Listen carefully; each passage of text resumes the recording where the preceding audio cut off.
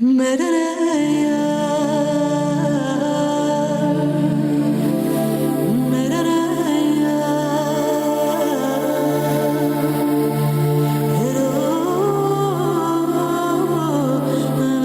evening and welcome to our special program on education in Pakistan. We have a number of distinguished guests with us. They've been here, a couple of them, for a conference on education in Pakistan. Particularly, it was called School of Tomorrow, Freedom to Learn, arranged by the Beacon House System. And we have a distinguished guest, an educator from Pakistan itself, Punjab University. Let me first introduce my guests to you. First of all, it's Professor Andrew Cecil Goodwin. Is that right? That's right. He's currently head of the Institute of Education at the University of Reading. We're missing that print here. But you're an expert on first language education, isn't it? That's one of my areas, certainly. That's right. And then we have Dr. Dennis James Taylor. Yes. Mr. Dennis James Taylor is Professor of Biology at Hiram College and core faculty at the School of Cornell University. Yes. Is that right?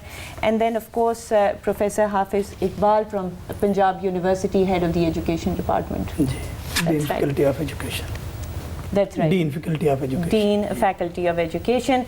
And we're just going to be discussing in fairly general terms the state of education in Pakistan. And because you were both attending this conference on education in Pakistan, I'll start with you as to what you've learned and what you brought to this conference, and what is your thoughts on education in Pakistan. Can we start with you, Andy? You can.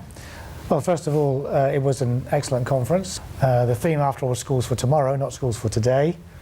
And the focus was on how teachers and curriculum and other things can evolve to be more fit for purpose for the 21st century by 2035. So ambitious and long-term view. Where do you place the education system right now in Pakistan? My understanding is that across the country there are a lot more issues with the government schools trying to reach those standards for a variety of reasons, resources being the obvious reason, and that in higher education certainly many graduates from Pakistani universities are able to go abroad and get successful education there. But my other understanding is that there's a strong ambition in Pakistan to have a much stronger, higher secondary and primary education system in the country, and that's where the priority lies.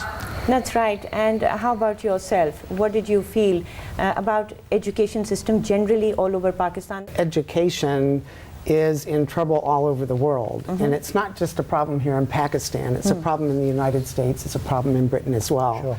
And in the past 20 years, we've learned a lot about cognitive psychology. We've learned a lot about how we learn. We've learned a lot about the emphasis on learning instead of on teaching. Doesn't matter whether it's private or public, whether it's a large system or a small system, our focus should always be on learning and trying to improve learning among students. And certainly the kinds of techniques that are available today were brought to the conference from all over the world, and if anything, the conference here was as good as any I've attended talking about what That's we do with fantastic learning. news. Now, what you're saying is that there's a lot being brought in terms of techniques and in terms of content that can be applied to education system in Pakistan.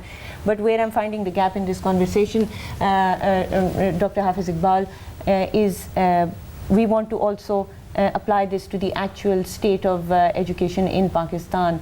If I could invite you to speak about it a little bit first. Thank you very much, first of all, giving me the opportunity. Basically, I would like to say that the education system in Pakistan at this moment is having and confronting with a lot of problems and challenges and issues. And the issue that I would like to highlight here is the disparity in education. That is gender disparity, rural-urban disparity, regional disparity, and provincial disparity.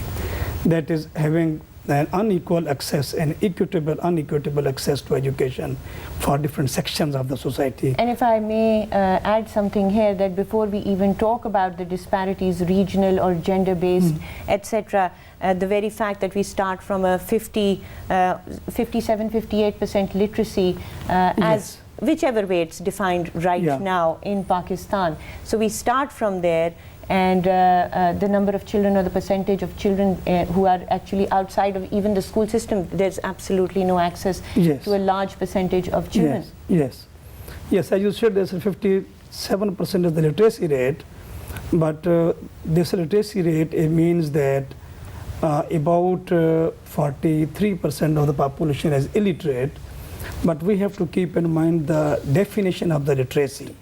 The literacy here, as per Which our has definition, been changing, hasn't it? it's changing over the time, but at the moment, the literacy definition means the person who can write a very simple sentence and read very simple sentence. That's the definition. Even simple calculations are not included. Simple calculation is included, but a very simple one. But it does not pertain to any kind of skills. It is just simple mathematical calculation of for everyday use, and simple reading of few sentences, writing of few sentences. And so far as the enrollment is concerned, at this moment there are different kind of figures, but the net enrollment at this moment at various levels, at primary level for example, is just about 73-74%, which means that more than 35% are still out of school. But those who enroll out of these 70-73%, about 30 to 40% of them, they are dropped before reaching the grade 5. Absolutely. So these are the issues. Only And 63 or 62% are able to finish even primary school here in Pakistan. less than 63%, they are able to finish. Less than 63%. And then the enrollment drops dramatically, isn't Yes, it? Absolutely yes, dramatically. Yes.